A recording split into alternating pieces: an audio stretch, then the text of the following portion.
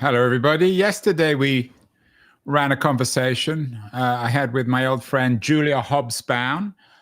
She is the founder and CEO of Workathon.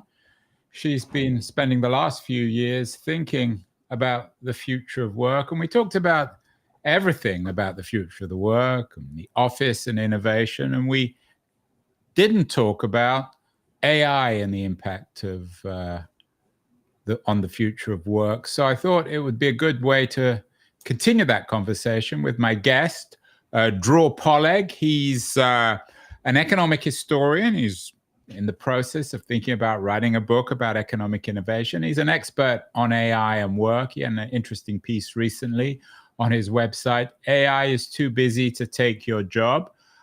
Dror is joining us from Great Neck in New York, where he lives.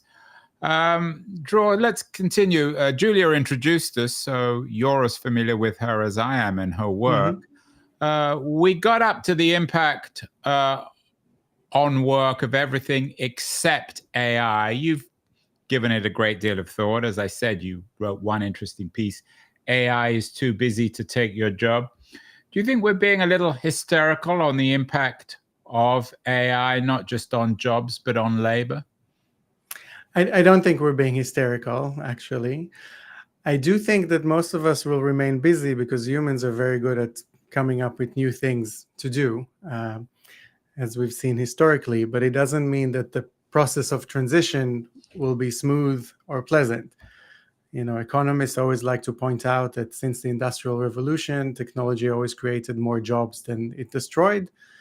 What they don't like to point out, or what their purview doesn't cover, is that, you know, we've had a few world wars, we had a few communist revolutions in the most populous countries in the world. We needed a lot of radical institutional changes in terms of tax policy and welfare states, and even the structure of the nation state itself. So we can expect the AI revolution to demand or tend towards similar magnitude of changes. That said, we will all remain busy. So if that's a consolation, then we'll take it. What does busy mean? Busy means we will have something to do. We will work for a living. I think the general trend that I see is that work will become increasingly indistinguishable from leisure. If we're looking long term, more of us will do things that would seem useless to someone from 2025. Just like a lot of what we do today already would seem useless to someone from 1925. Even our serious office jobs probably look like a waste of time, let alone all sorts of new professions that emerged since then, you know, from dog walkers to different types of therapists to OnlyFans models that don't even provide real adult entertainment, but just kind of give people attention, you know, write their name, give them a shout out. I think we'll see more of these types of jobs, basically giving each other attention, helping each other know that that we exist, and sharing with each other more and more specialized and granular types of, again, attention of service that only we can give to each other, or that we would pay a premium for a human to provide to us, even if a machine could provide it as well. We're competing, of course, Dror, with machines, with bots. I often ask this of my guests who come on the show to talk about AI. You look like a nice-looking fellow. I've never met you in person. You claim you're communicating to me from Great Neck, New York. How would you convince me that you're not a bot? I don't know. I mean, we have real friends in common, so that helps. Me in particular, my line of work is actually giving talks in real physical events, which is something that I think will remain really, really relevant and even grow in importance and in terms of its share of general spending. And I think in terms of cognitive ability, we still have a certain edge in how we synthesize ideas and how we present them, but not for long. I mean, I expect AI to be able to produce similar quality of ideas very soon. The difference will still be that it will not know yet that it's producing them. So it will still require some sort of brute force mechanism, just like you have on YouTube or TikTok today, where you produce a lot of stuff and then you don't know what will end up rising to the top or resonating or appealing to people. But the ability to produce some stuff that will be appealing already exists, I think, in the crowd. And I think with AI, we'll see a similar process. So they will not be as good as what researchers term one-shotting, kind of like if you just ask me to present an idea or to come up with a theory with one shot, it'll be harder for them. But to come up with 10,000 theories and kind of figure out how to test them quickly on humans and see what resonates, I think that they're already close to doing as well as the best humans and better than the best humans in certain fields. And kind of a corollary of that is that the stuff that will rise to the top is not necessarily the stuff that humans currently produce really, really well. It might be stuff that is appealing to humans for other reasons, just like we're seeing in the media landscapes. The most popular or most impactful works of video creation or music today are not necessarily the peak of human ingenuity. They're the peak of human engagement farming, in a sense. So we'll see more of that, but I think there'll remain a lot of room on the other side of the spectrum for things that are unique, that are very human, that are synthesized in a unique human way. But obviously not everyone can be the next Yuval Noah Harari or Malcolm Gladwell. So most of us will remain kind of a bit in trouble in between and compete with the machines directly. Well, you're directly competing with Harari. You're originally from Israel. Mm-hmm. You are a historian like Harari. How would you historicize AI, Dror? How big a deal is it? You're talking to me from your office in Great Neck, New York. Mm-hmm. I can see behind you that you have a picture of a man, an American, standing on the moon. Is it as significant or perhaps more significant than that in terms of its achievement in economic terms or in technological terms? I would say it's more significant. I mean, the moon landing, some say that it was the end of an era, not the beginning of one. Some say it didn't even happen. Yeah, but I mean, economically, it's pointed as the beginning of the great stagnation rather than a beginning of a technological boom. It's kind of a culmination of 100 years of innovation from the end of the 19th century to around late 60s, after which we didn't invent too many new things and didn't propagate too many new things and even stopped building the new things that we did invent when it comes to energy or innovations in other fields. So AI will definitely be more significant. I think it's at least as significant as electricity and electrification. And in many ways, wow, it is more of a utility than anything else, for better or worse. So it will flow like water and it will affect everything. But it will take time to propagate. Even something like the internet, which has been around for a while, many organizations haven't figured that out yet and haven't rolled that out properly and haven't adapted their business models or management methods to make the most of it or to defend themselves against it. So with AI, it will take even longer. Yeah. One of the pieces you wrote that was interesting is, are we in a bubble, particularly an AI bubble? As an economic historian, of course, you're very familiar with the work of Carlota Perez, who argues that bubbles and progress go together, that the great technologies and the great step forwards for humanity are almost inevitably accompanied by a bubble. Do you agree with Perez in her understanding of economic and technological history?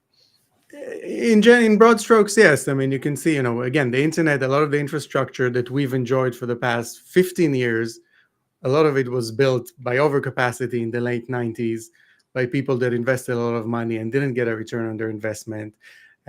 Railroads famously at the end of the 19th century barely made money ever and still barely make money and yet had a dramatic impact on the world. And likewise, a lot of things that happened in between.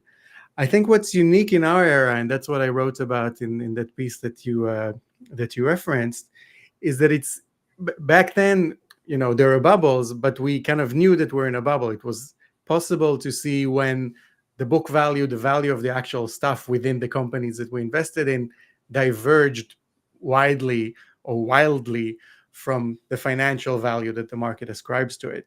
Today, because our economy depends much more heavily on intangible assets, things like lines of code or pieces of content or relationships within a network or various other kinds of know-how or of things that are intangible in terms of the differences between like inputs that kind of look the same but are very different, like the Brad Pitt and someone that looks like Brad Pitt it's hard to define what the difference is between them. Or, the Facebook or the MySpace, it's hard to define in terms of functionality what's the difference between them. But in terms of value, there's a huge difference.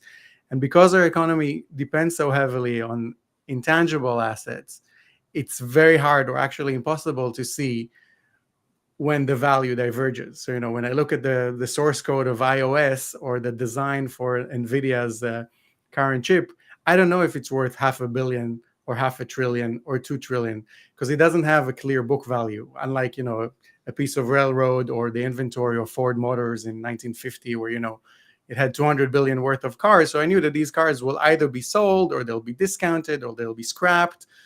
And even if they're lost completely, I know more or less what I'll get. And if they succeed, I know that 200 billions worth of cars are not going to be sold for 2 trillion, because that's impossible. Maybe they'll be sold for 20% more than their book value, but not much more. Today, the variance in terms of what goes in and what comes out is on multiple orders of magnitude. And again, it's very, very hard to tell in advance what something would be worth. And even after you know what it's worth, it's very hard to explain why it is worth that. So both the successes and the failures are much harder to compute, which is essentially the topic of my my upcoming book.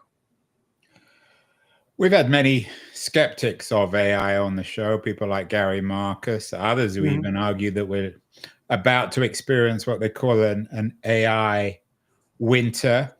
You obviously disagree. For you, if AI is going to be a bigger deal, and quoting you, than electricity, then what do you make of AGI? Is that AGI inevitable, or is that beside the point? So one, the winter and the impact are not incompatible. A lot of companies resisted electrification because they were used to working in different ways. As I mentioned, the railroads and even electricity, a lot of these companies barely make money. And even today, electricity companies don't make money, or barely make money, even though electricity is very, very important, let alone things like water or other stuff that is important that barely makes money. So, a financial reckoning does not mean that the impact on society will be reversed or avoided. In terms of AGI, and my, let's say, I wouldn't even call it optimism, but my view on the deep impact of AI is not grounded in speculation about future possibilities. It's grounded in what AI can already do, and even could do 2 years ago, let alone today.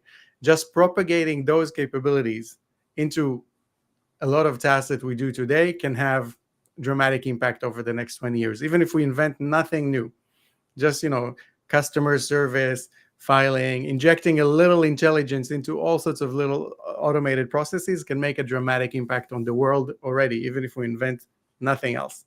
And we're starting to see that impact.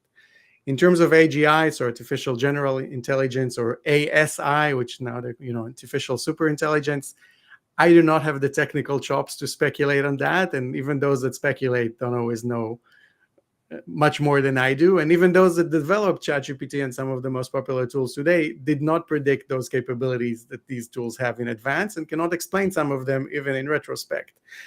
But what we do know is that, the more computing power you throw at these things, the more likely you are to make these kind of step jumps, or kind of like dramatic steps in capability. And we've seen that so far, that, using the same methods that were developed even 10, 15 years ago, just adding a little more compute, a little more memory, suddenly has these emergent properties that at some point it goes from being complete gibberish to being, sounding very, very intelligent. And I think it's most tangible when you look at image generating models. So if you look at something like Midjourney version 1 from 3 years ago, and you ask it to generate a photo of a beautiful redhead, you'll get some kind of like a weird looking creature, while 18 months later you get a beautiful photo that looks completely realistic. And it's exactly the same process, but at a certain point, just applying more compute to it kind of connects the patterns in a way that makes them impressive to us, and that are basically indistinguishable from reality, or from what a human would produce. But the bottom line, again, is that I think with the capabilities that we already have, we're in a position to have a dramatic impact on the world without inventing anything else. So speculation around AGI or non-AGI to me is a big distraction. That's not the question, and that's not what will determine the impact on jobs. It might determine the impact on other things. It will be like an alien invasion, or if it's really can do things that we can't imagine and manipulate us, etc. That these are different concerns. But in terms of labor and current work, the capabilities already exist to make a dramatic impact. Dror, you mentioned Mid-Journey. Where are we in the economic narrative? Are we at a pre-Netscape moment? Do we even know the companies that are going to change the world? Before Netscape, Google didn't exist. People talk now about the battles between OpenAI and X and Google's Gemini and perhaps Microsoft and Amazon. Are we at a point when the real stuff hasn't even been invented yet? Quite possibly. I mean, I'd say, we're around 1995, maybe earlier, maybe 2-3 years later, which is a dramatic difference.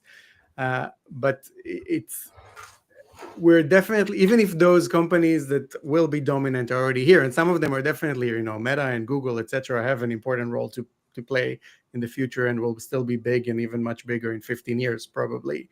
OpenAI likely as well.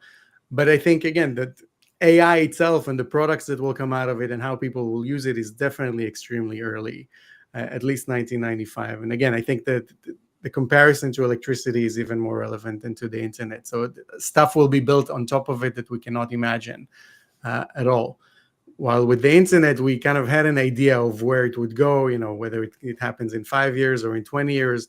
Everything that happened was already imagined, selling pets.com and Amazon and food delivery and online payments. It was all there in 1995, and video, but it was poor. With AI, I think the realms of possibility are much wider. So we're definitely not close to the top of what will come out of it, and we're just at the beginning, I would say. Yeah. I'm not sure if that will calm people or make them more nervous, particularly when it comes to their employment, their careers, their skills. You wrote this interesting piece saying that AI is too busy to take your job. Energy is too valuable to waste on tasks humans can do. Should that reassure people? Explain what you mean. I think to some extent. I mean, that's on the more speculative side. So, I explore different dynamics that I think will be interesting that people are not thinking about. And that was the purpose of that piece. But basically, we're currently seeing that slight differences, like marginal differences in how much energy or how much compute you throw at a problem, determine whether you will win or not. And then the fact that you will win tends to, in today's market, tends to have a winner take most or winner take all dynamics, both in economic markets and, of course, in less economic questions like, missile defense, let's say, or energy, or eavesdropping on your enemies. Having slightly more compute and more energy to throw at that compute will determine who wins or who loses. So in a sense, you can think of AI as a machine that turns electricity into anything, into intelligence, into military power, into sexual pleasure, into entertainment. And because a marginal difference in how much electricity you can throw at it has so much weight and leverage, we as an economy, as a society, will basically want to throw as much electricity as possible at the things that matter, up to the point that maybe automating different tasks that human can do, or even tasks that are already automated today, will decide to take electricity away from today's computer, even from people using Excel today, and saying, okay, that electricity is more valuable somewhere else. So you just do it manually from now on. So actually reversing some tasks and turning them offline again in order to serve electricity that is suddenly becoming so valuable and so scarce, and computing resources that are suddenly so valuable and so scarce towards things that they can now do.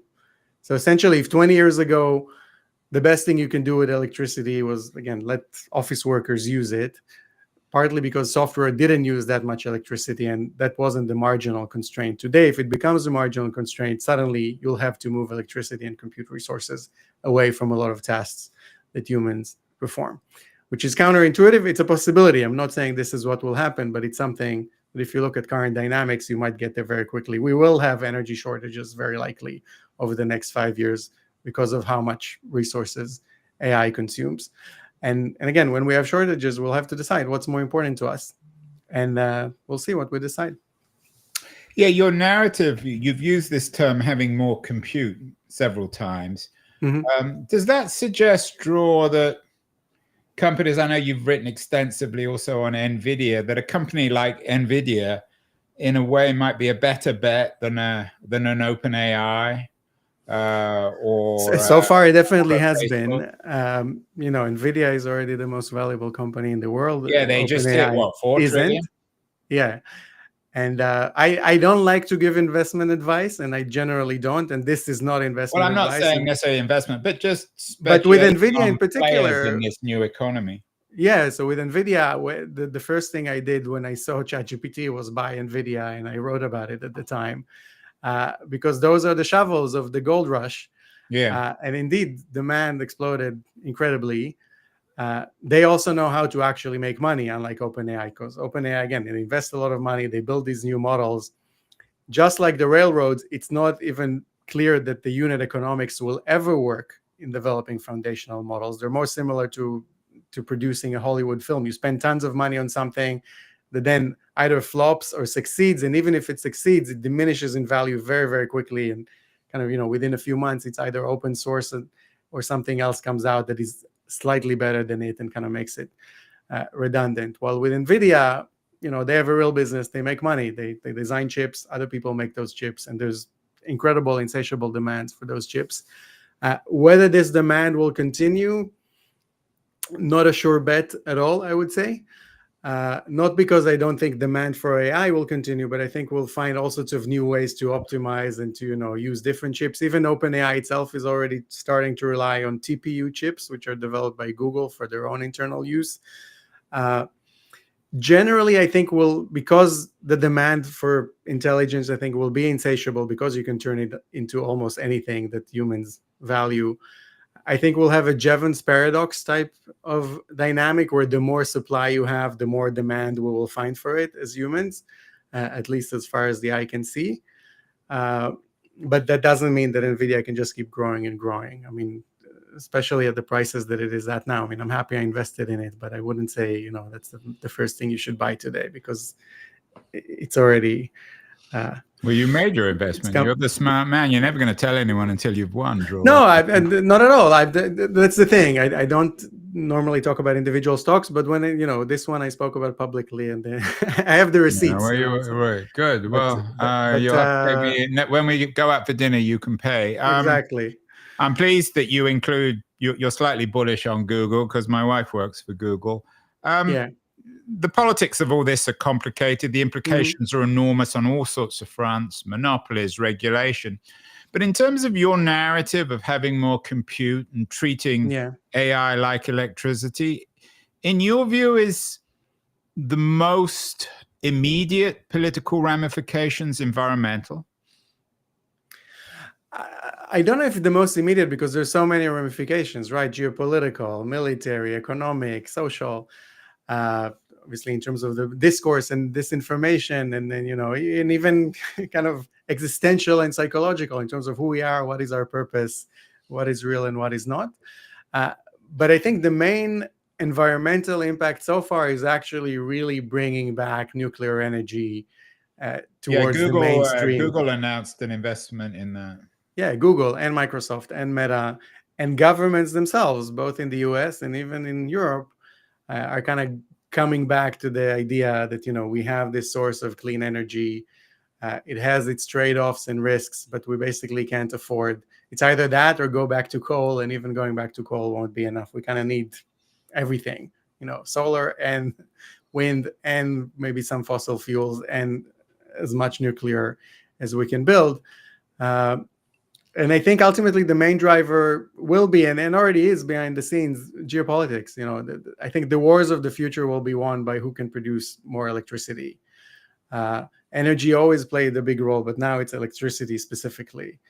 And again, if you have more electricity, you can crack the codes, you can get your missiles to hit, you can manipulate the messages on the other side, and you can defend against all of those things happening to you. And it's really ultimately a battle of electricity resources against other electricity resources more than anything else. So I think we'll see a huge energy production boom. We're already seeing it, but I think we'll see even more of that. And that's the main kind of environmental impact. And does that mean that you are saying that perhaps the Chinese strategy of investing in Africa and cobalt and other rare minerals might not be the wisest strategy? No, I don't. That's part of it, but mostly they're building a lot of solar, they're building nuclear, and they're just building, period. In America, let alone in Europe, we're just not very good at building stuff anymore. It takes Yeah, us a lots long of books time. have been written about that. Yeah. Ezra Klein, we've had books Right. And my friend exclusively Derek about why we Thompson. can't build stuff anymore. And we need to build much more. And we've also found out that when you don't build, you even forget how to build. So it's not just a question of, doing it slowly, doing it this way, doing it that way. It's like knowing how to do it at all is something that you have to keep building in order to know. And also that a lot of innovation is accumulated during the doing. That kind of traditional distinction between, we know how to design, we have the IP, we don't need to produce it. As we've seen, when you let others produce your stuff for you, one, the IP, they can steal it very easily, and B, they learn all sorts of things that you're just not learning, and C, you're forgetting how to do stuff that you knew how to do 20 or 30 years ago. There's a fantastic book called Apple in China that recently came out. I don't know if you interviewed, I think Kevin McCarthy is the author. Highly recommend. Yeah, I've heard of the book. I haven't had him on the show. And it's a book, beyond the topic of Apple in China, it's really a book about how the world works and what happened over the last 40 years. Again, in terms of all sorts of terms that used to mean one thing and now mean something else, in terms of outsourcing and assets and design and, what happens where and who owns what. And it really shows how Apple basically taught China how to do a lot of things, embedded a lot of engineers, invested in a lot of capital equipment that doesn't exist even in the US for its suppliers. So it doesn't appear on Apple's books, but it's essentially stuff that was built by Apple, controlled by Apple, and then gradually trained more than 20 million different employees on how to do different things. And these employees are now building stuff for China and others, and doing things that Americans have already forgot how to do. So yeah, I don't remember how we ended up on this topic, but basically with energy. So we have to build. We do have to build, and you're certainly not the first or the last person to make Yes. that argument. You talk about stuff changing, this technology resulting in different ways of doing and seeing things. It's certainly been an impact on ethics as well. You had an interesting piece entitled "Today It's Cheating, Tomorrow It's Fair." How is this technology, this new electricity, or something that you say is an even bigger deal than electricity, how's it going to change our sense of morality and what is and isn't cheating? Yeah, that's tricky. Today already, I think most people are using ChatGPT in schools, in workplaces. I think. Do you use it? Of course I use it, yeah. But not in this conversation. You're not in this conversation. I'm all organic with you, but I actually use it frankly, more as a psychological aid than anything else. Not in terms of talking about my problems, but in terms of having a colleague to bounce ideas with. In terms of getting constant feedback, because my work is mostly done alone. And also in terms of getting my hands around my own ideas and my own drafts, kind of asking, okay, where did I say this? Am I repeating myself? What was that thing that, I said 40 pages ago that I forgot about? Or accessing things that I already know, but kind of that are the tip of my, McLuhan said something about horses and automation. What was that? Or, was it him or was it, Max Weber or somebody else? And it's very good at helping me with stuff I already know. So again, it's more leverage than kind of starting from zero. You're using it as a kind of an additional mind. Yeah. And again, and a colleague and someone to give me feedback and kind of, when you need that little segue or like that, I wrote everything and I just need one word to connect it. It's that I could spend 5 hours on. It's really good at kind of giving you that one word. But coming back to the ethics, I think in a world where it's very hard to know what was organically made, we'll have all sorts of questions. And I think that also pushes us back towards offline, in-person, physical interactions that will be at a premium. If you want to know if something is true, the only way to know that is to be there, or to know someone who was there. And the farther you get from it, the less valuable it becomes. And soon even our physical interactions will be mediated more through technology, whether it's with smart glasses or all sorts of things, it's devices that will be around us. So it'll be tricky, but I think at the moment, at least, partly because we already don't know what's true and what's not, we as a society, it seems, have embraced this kind of nihilistic approach that whatever happens doesn't matter so much anymore. It doesn't matter what our president does or what certain people say. It could have been fake. We can decide, we basically decide whether it's fake or not based on whether it fits our political ideology or our side of the argument, which I think is kind of not a great place to be at as a society. And I hope we'll kind of transition to something beyond that. I think we will. I'm sure we will. I just don't know how long it would take or what it would look like. I mean, with print and other inventions, we developed all sorts of new institutions to, meet the scale of industrial and media production. And we'll need to develop new institutions here as well.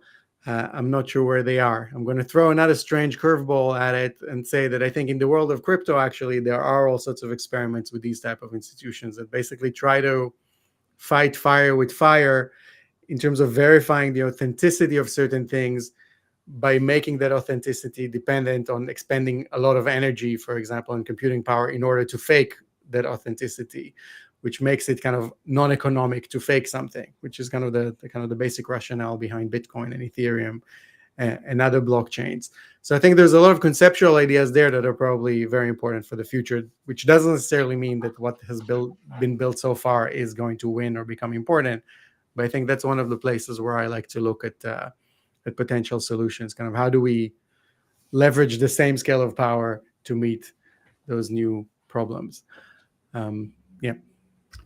I mean, in terms of, and again, borrowing your language, fighting fire with fire, the biggest issue for us still is, as human beings, is even if you're right that AI might be too busy to take your job, we still need to protect ourselves, to invent and reinvent and rebuild ourselves. Because as you say, tomorrow it's going to be fair, where today we think it's cheating. What do we need to focus on? You had an interesting post about the future of work is funny. Should we all be thinking of becoming comedians or learning humor, learning to somehow get beyond the machine, this thing that you say is going to be more effective, more influential than electricity? Will AI ever be funny?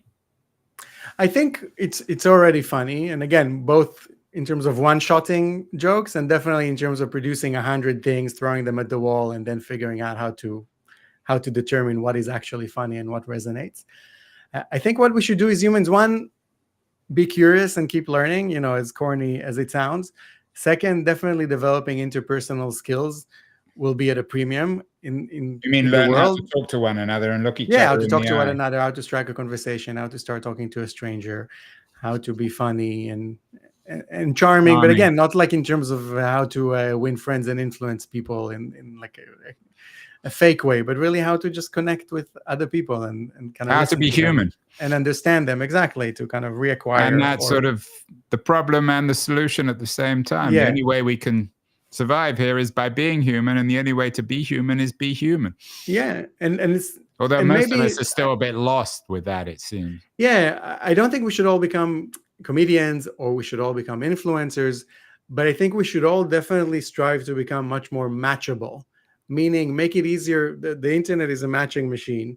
AI intensifies that, and you want to make it easier for the people who value whatever you're providing more than anyone on earth to find you. So you need to plant a flag.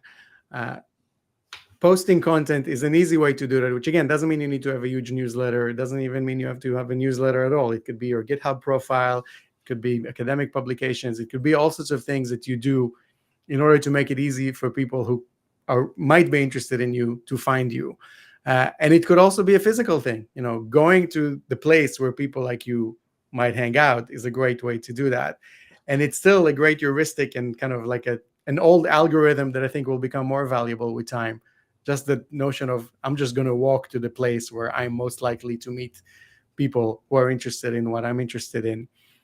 I think as the internet came along, it became more efficient at matching people. But as it becomes bigger and noisier and definitely full of AI generated content, you're going back to that old algorithm of saying, certain types of Brooklyn or certain streets in Tokyo have people that are interested in exactly what I'm interested in, and I'm more likely to find them there than on Facebook or LinkedIn or Twitter. Of course, not everyone has the privilege to be able to walk or fly to those specific regions, but there'll be similar versions of them, I think, popping up again in different parts of the world. So there's that too. But maybe that's my most optimistic take. We mentioned Yuval Noah Harari. He has that notion of the useless class, right? That soon most people will not be necessary and the world will not need them because the technology plus a few geniuses will be able to produce everything.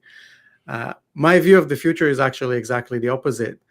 I think that in the future, everyone will be valuable and almost any activity would be valuable because we will not have any idea what is or who is valuable. So it will become harder and harder for us to determine what needs to be done and who needs to do what, which means that as a society, we will need as many people as possible to constantly do whatever they feel like, create whatever they want to create, launch whatever they think is interesting, and provide feedback on stuff that other people are providing in order to even determine what is economically valuable. So the same dynamic that you see today on YouTube or on TikTok, where most people consume, but their consumption is itself part of the business production process, like the feedback that they provide and the little things that they upload, even though only 1% or 0.1% of it is actually valuable, it's impossible to know in advance which piece of content or which piece of feedback would be valuable.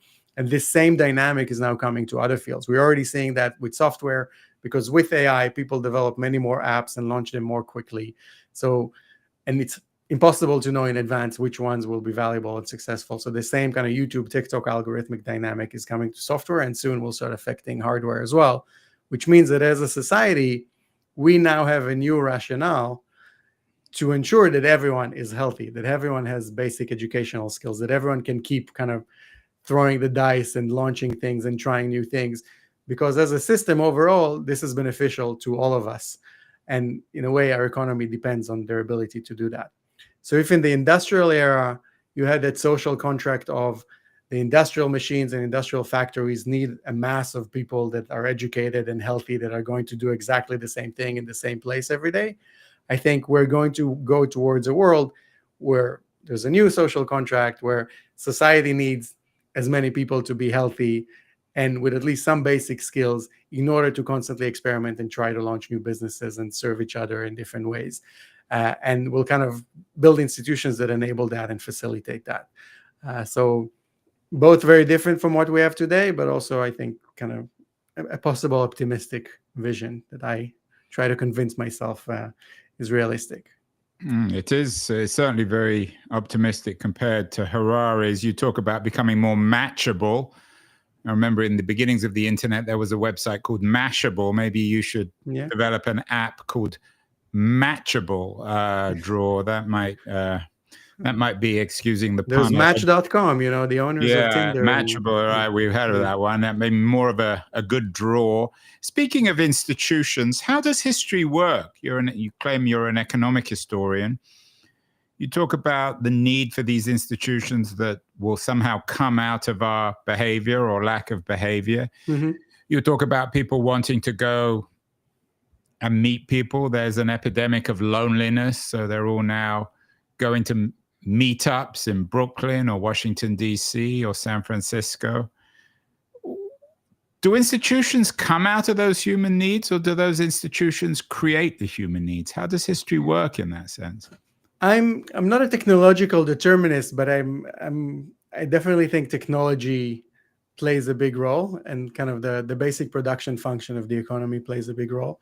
So, when we look at the industrial era, the traditional narrative is, we had the New Deal and we had all these policies and we had, human rights and social rights and equality and and minimum wages, as if those things came from the outside and kind of made our economy kind of more equitable and more stable and more predictable.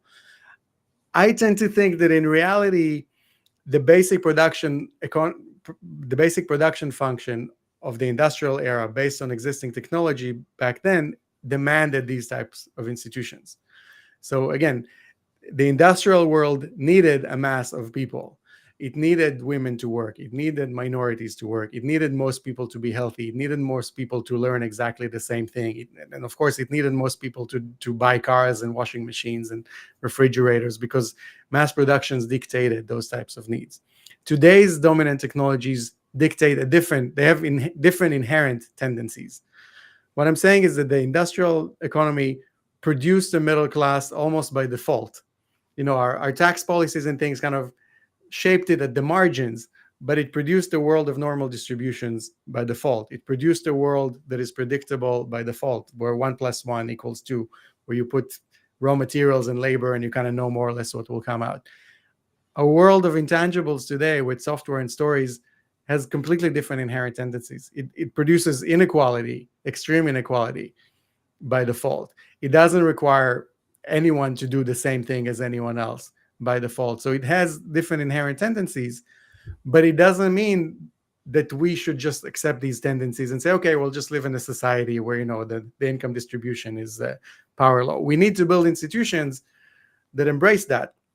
At the same time, if we just try to force the old solutions on these new problems, we're going to fail as well, because we're going to choke our ability to create any growth. And we'll also just constantly get disappointed by the failure of our policies. Okay, we'll increase taxes even by 20% or 50%. That alone is not going to change much. And that's not going to make everyone suddenly, go back to work in a factory like their fathers or grandparents used to, let alone whether that they don't even want those types of jobs. So I do think that institutions emerge because of technological changes, through an evolutionary process. Not that technology immediately dictates it, but it kind of dictates what will end up working and lasting and growing. And I think that we'll need completely different institutions from the ones we have, whether it is in management and how we treat people and how we pay them, or in government and even in intra-government and kind of international institutions. I don't want to speculate too much on what they would look like, but they'll be very, very different. They certainly will. Final question. I know you're in the process of thinking of writing a book about the non-linear I'm economy. not thinking of writing it. I'm writing it. Well, you are writing it. There's a publisher for it, yeah. My take on what you're saying is it's not a very optimistic take on the future of democracy. Is that fair? Are we done with democracy, Dror? Is that just a feature of the industrial age where we needed mass society for one reason or another? I don't think we're done. It's definitely a big feature of mass society and of industrialization.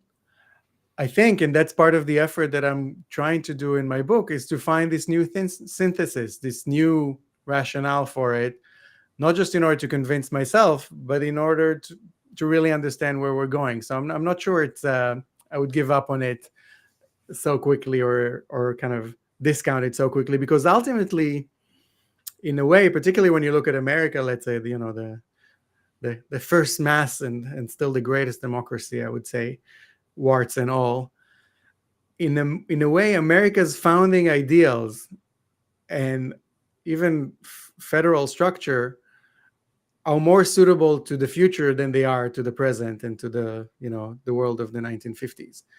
That notion of, you have a few basic rights that enable people to experiment, that assume they have a certain God-given dignity that they have regardless of anything else that they do or where they came from or what they achieved, and that enables this institutional competition between cities, between states, but within very, very hard conceptual constraints, which is the Constitution. I think is a system that actually fits this dynamic world better than most systems that have been designed since or before. So I think there's still hope. And also, maybe most importantly, a system that ultimately takes pride in its own ideals, and that at least originally assumes that its goal is to be like a shining city on a hill, to stand by these ideals that attract the best talent, that enable people to have the opportunity to basically reach for the stars, the moon here behind me. I think that idea of giving people some kind of ideal to aspire towards is going to just become more important. I'd say it's unfortunate that our current government doesn't seem to understand the importance of these ideals, even just in terms of performance and theater. But I think they'll make a big comeback, and they're as important as ever. So I think I'll be optimistic on this point as well. So there's a future of the American dream, maybe even bigger future than a past. The book is on the non-linear economy. I hope you've got a sexier title than non-linear economy. This is not the title of the book. Well, you have to come back on, Dror. When's the book going to be done? Have you written it yet? I'm writing it, but it's a big publisher, so going to be done by next week. Next week, no. Maybe the week after. Next week, next year, maybe. Okay. Well, when the book's done, you have to come back on, because your ideas are interesting and original, and are in vivid contrast to Harari. So thank you again, Dror. Best of luck with the book. Thank you, Andrew. I appreciate it. Because what you're saying is important, and other people will be saying similar things. Thank you. I appreciate it.